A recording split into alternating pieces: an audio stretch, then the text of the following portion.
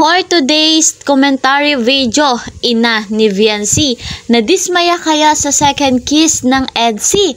At eto pa po, Viancy, soon to be bride na nga ba? Muli po akong inyong lingkod, Kalingap Kel, bumabati ng isang magandang araw at gabi sa inyong lahat.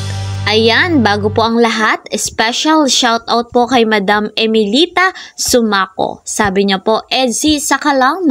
Yes, Madam, malakas po talaga ang Edsy. Shoutout po sa iyo, Madam Emilita. Mega love shoutout din po sa lahat ng ka-member ko ng Karepa, Kalingap Reactor Partner, mga OFW, subscribers, listeners, viewers, na talaga namang hindi nagsasawa na tayo'y panoorin.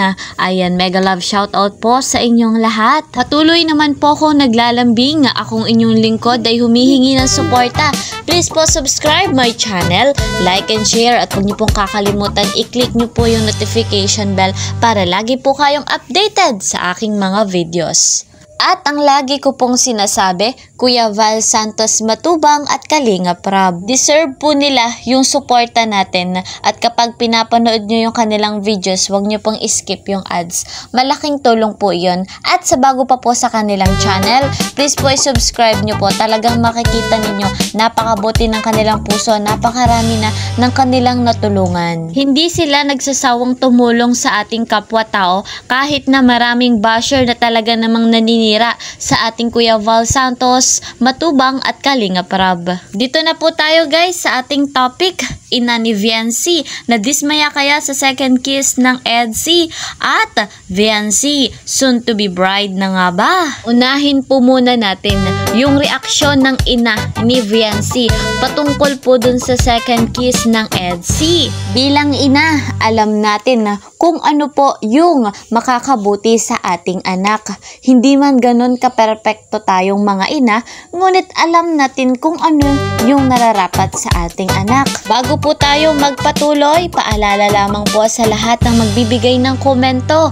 Sana po ay tapusin nyo muna ang ating video para po akma ang inyong komento sa ating topic.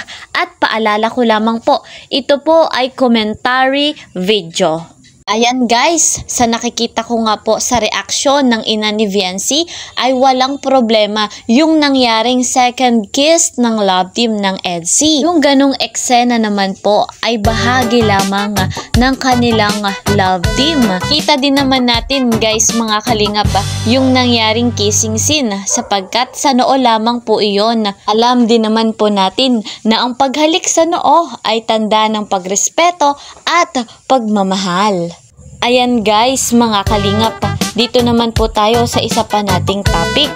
Viancy, soon to be bride na nga ba? Usap-usapan nga po yung tungkol sa kasalan ng love team na Edsy, at nabanggit nga po ni Kalingap Rob na best man po siya sa kasal ni na Kalingap Edu at ni Viancy. Ngunit guys mga kalingap, malayo pa po itong mangyari sapagkat napakabata pa ni Bibi Viancy. Para sa akin guys mga kalingap, hindi pa po agad papayagan ng magulang ni Viancy kung kasal po agad ang uunahin. Nais pa po nilang makapagtapos ng pag-aaral, matupad ang mga pangarap sa buhay, at makamit yung mga inaasam pa. At syempre po, si Viancy at si Papa Eds naman ay hindi nagmamadali. Ayan, abang-abang na lamang tayo sa kung anong magiging status ng dalawang ito ni Papa Eds at ni Viancy after 5 years. Ayan, hanggang dito na lamang po ang aking update. See you po sa next vlog. Ingat po kayo palagi. Bye-bye!